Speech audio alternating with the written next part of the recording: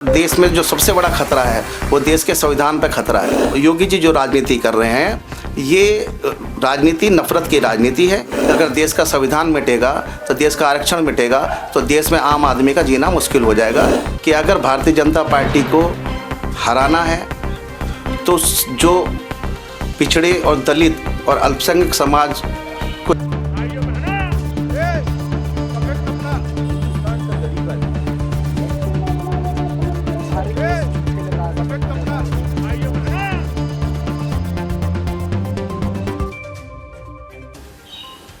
नमस्कार, मैं हिमांशु शर्मा और आप देख रहे हैं वार्ता 24।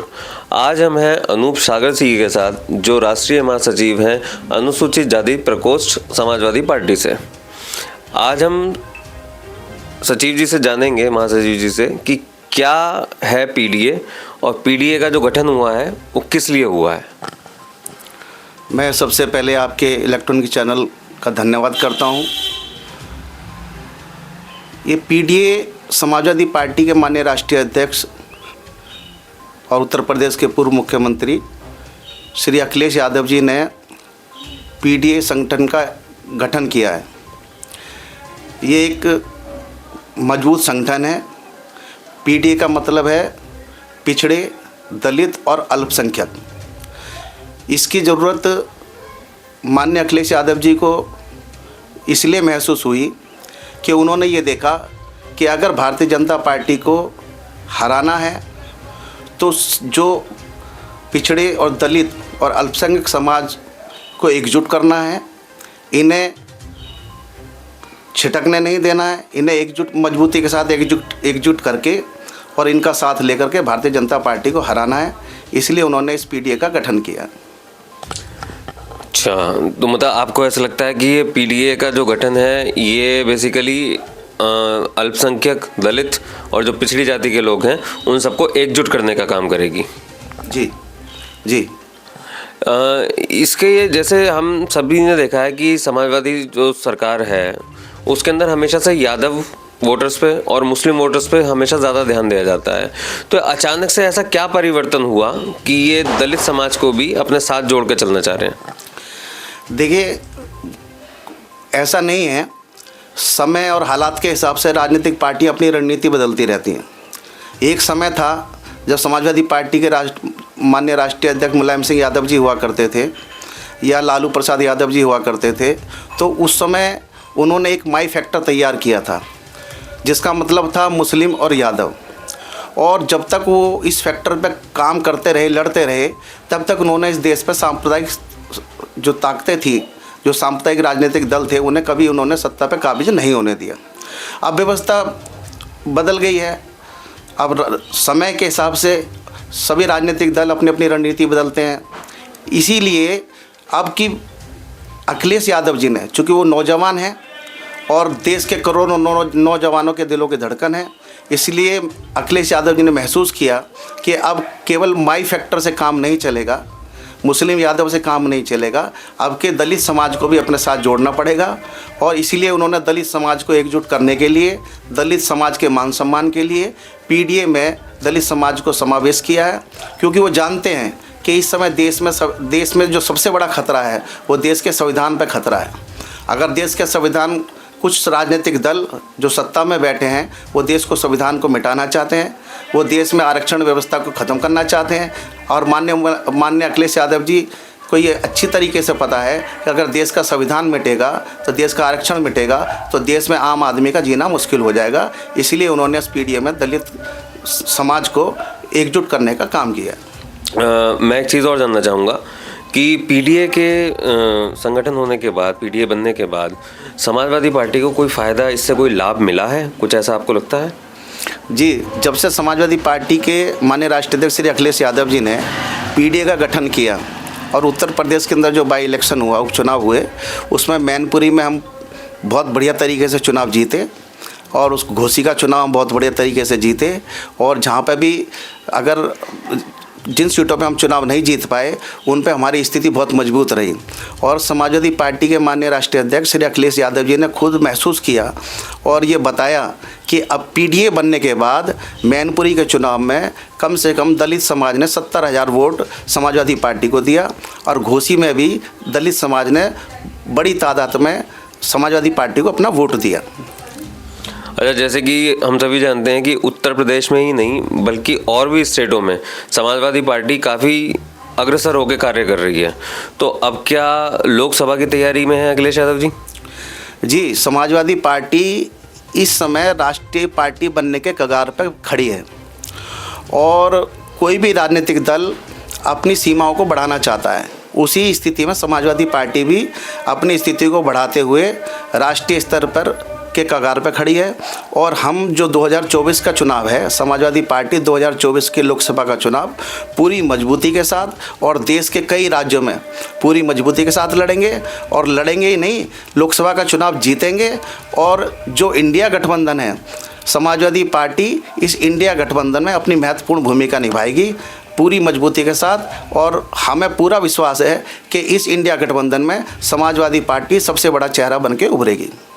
इंडिया गठबंधन की जैसे आपने बात की है, तो इंडिया गठबंधन के अंदर तो और भी काफ़ी चेहरे हैं प्रधानमंत्री पद के लिए, तो आप कैसे मतलब इस बात को दावा करते हैं कि मतलब अखिलेश यादव जी ही इसके असली दावेदार हैं?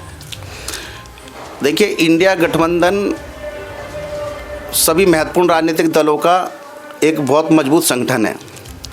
इसमें कोई दो राय नहीं है कि इस इंडिया गठबंधन में बहुत सारे चेहरे ऐसे हैं जिन्हें प्रधानमंत्री बनाया जा सकता है। लेकिन चूंकि लोकसभा का चुनाव वो लोकसभा की सीटों से तय होगा कि देश का प्रधानमंत्री कौन होगा।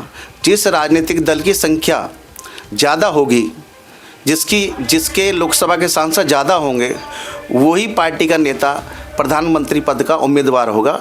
और मैंने आपसे पहले भी कहा कि इंडिया गठबंधन में समाजवादी पार्टी सबसे बड़ा घटक दल बन के उभरेगी और इसी कारण देश के प्रधानमंत्री के प्रबल दावेदार माननीय श्री अखिलेश यादव जी होंगे। अच्छा सर, जैसे कि आपने कहा कि इस बार इंडिया गठबंधन के अंदर सबसे बड़ा चेहरा बन के समाजवादी पार्टी आएगी, तो हम बाकी स्टेट का तो छोड़ते हैं, मैं उत्तर प्रदेश की बात कर लेता हूँ।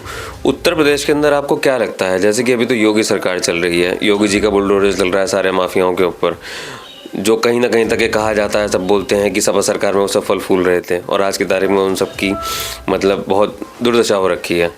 तो जो उत्तर प्रदेश है, जो गढ़ है समाजवादी पार्टी का, उसके अंदर आपको क्या लगता है कि कितनी सीटें निकाल पाएंगे? देखिए, उत्तर प्रदेश की स्थिति जो है, जहाँ पे योगी जी अपने बुलडोज़र की दहशत फैला के और सत्ता में बने रहना चाहते हैं। बुलडोज़र योगी जी चला रहे हैं, बुलडोज़र अखिलेश यादव जी ने भी चलाया था, लेकिन अखिलेश यादव जी का जो बुलडोज़र चला था वो उत्तर प्रदेश में एक्सप्रेस हाईवे, बड़ी बड़ी सड़कें बनाने और उत्तर प्रदेश में विकास के काम करने में बुलडोज़र चला था। लेकिन योगी जी जो बुलडोज़र चला रहे हैं वो सिर्फ जाति विशेष के लोगों को डराने के लिए, दहशत पैदा करने के लिए कि वो लोग अपने घरों में बैठ जाएं, घरों में छिप जाएं, किसी पार्टी के लिए काम ना करें, इसीलिए उन्हें डराने धमकाने के लिए अब बुलडोज़र का इस्तेमाल कर रहे हैं। जहाँ तक उत्तर प्रदेश में सीटों का सवाल है, हम पूरी तरीके से पूरी मजबूती के साथ उत्तर प्रदेश में इस बार 80 में से 50 सीटें जीतेंगे और उत्तर प्रदेश देश के प्रधानमंत्री बनाने में अपना अहम भूमिका अदा करेगा। जैसा कि आपने अभी कहा कि अखिलेश यादव जी का बुलडोज़र रोड्स बनाने के लिए, पुल बनाने के लिए, उत्तर प्रदेश के विकास के लिए यूज़ हुआ, लेकिन मैं कहीं ना कहीं जैसे समाज भी कहता है, जो लोग बोलते हैं वो ये बोलते हैं कि जो योगी जी का बुलडोज़र है वो समाज की सुरक्षा के लिए, अपराधियों के ऊपर, माफियागिरी को रोकने के लिए चला। तो इस बारे में आप क्या कहेंगे? मतलब आपने ऐसा क्यों कहा कि पब्लिक की सुरक्षा, इसमें पब्लिक को डराने के लिए, तो पब्लिक की सुरक्षा के लिए है। मैंने इसीलिए कहा कि आपने देखा होगा पिछले दिनों उत्तर प्रदेश में बहुत सारी घटनाएं ऐसी हुई कि जिनमें योगी सरकार के अधिकारी गरीब लोगों के घरों पर बुलडोज़र लेके गए, जो वो माफिया भी नहीं थे, वो अपराधी भी नहीं थे, वो नेता भी नहीं थे। उनके मामूली कुछ झगड़े थे जो थाना स्तर पर सुलझाए जा सकते थे, लेकिन अपने नंबर बढ़ाने के लिए योगी सरकार के अधिकारी उन गरीब लोगों के यहाँ बुलडोजर लेके गए। और एक घटना तो ऐसी हुई उत्तर प्रदेश के अंदर कि जिस घर पे बुलडोजर चला उसमें 5 लोग अंदर थे और उस बुलडोजर से उस मकान की छत गिर गई और 5 के 5 लोग मर गए। तो मैं ये पूछना चाहता हूँ कि अगर मान लो योगी जी का बुलडोजर सिर्फ माफियाओं पे चल रहा है, तो आज भी उत्तर प्रदेश में 100 से ज़्यादा ठाकुर बाहुबली हैं जो खुले घूम रहे हैं। क्या योगी जी को सिर्फ मुस्लिम चेहरों में ही अपराधी नज़र आते हैं, या यादव चेहरों में अपराधी नज़र आते हैं? उन्हें ठाकुर चेहरों में अपराधी नज़र नहीं आते? क्या आज 100 से अधिक ठाकुर बाहुबली बाहर घूम नहीं रहे हैं? क्या अपना फिरौती नहीं मांग रहे हैं, अपने काले कारनामों को अंजाम नहीं दे रहे हैं? तो योगी जी का बुलडोजर उन ठाकुर अपराधियों के ऊपर क्यों नहीं चलता?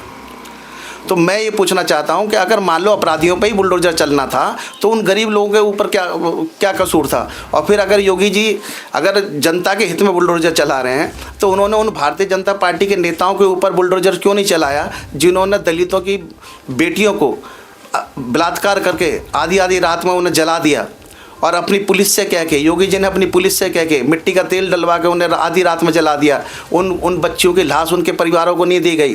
किसानों को भारतीय जनता पार्टी के एक राज्य मंत्री, केंद्रीय राज्य मंत्री के बेटे ने 6 किसानों को लखीमपुर खीरी में कुचल दिया अपनी गाड़ी से।